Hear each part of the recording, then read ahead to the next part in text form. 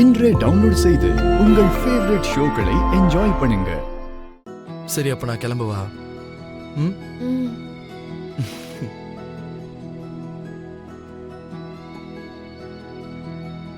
எனக்கு ஒரே ஒரு சின்ன ஆசை இருக்கு மாமா, நிறைவேற்றுவீங்களா? கல்யாணத்துக்கு அப்புறம் தான் பொதுவா பொண்ணுங்க என்னென்னவோ ஆசைப்படுவாங்கன்னு கேள்விப்பட்டிருக்கேன். கல்யாணத்துக்கு அப்புறம் வர ஆசையெல்லாம் வேற. இது கல்யாணத்துக்கு முன்னாடியே நிறைவேற்ற வேண்டிய ஆசை. அப்படியா?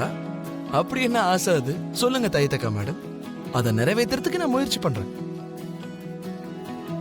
அது என் மாமா கிருஷ்ண பிரசாத் பத்தி தான்.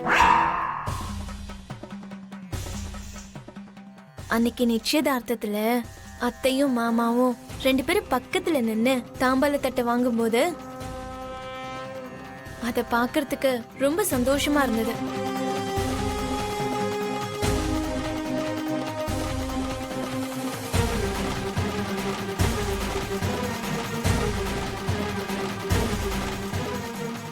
நீங்க கவனிச்சீங்களான்னு தெரியல, அத்தையோட முகம் சந்தோஷத்துல அப்படியே பூரிச்சு போச்சு.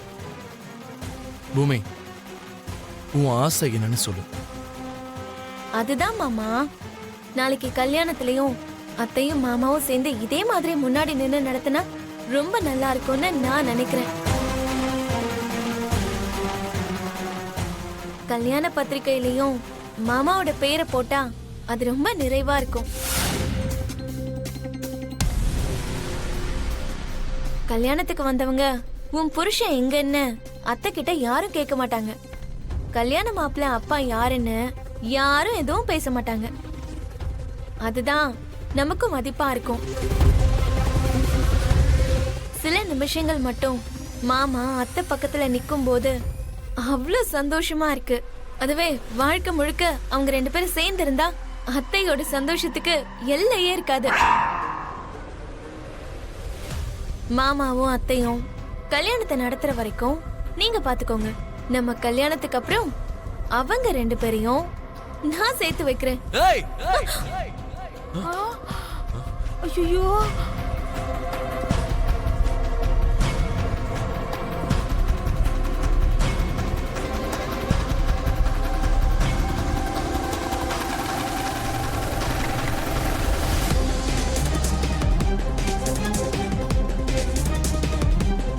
மாமா மாமா போல வாமா.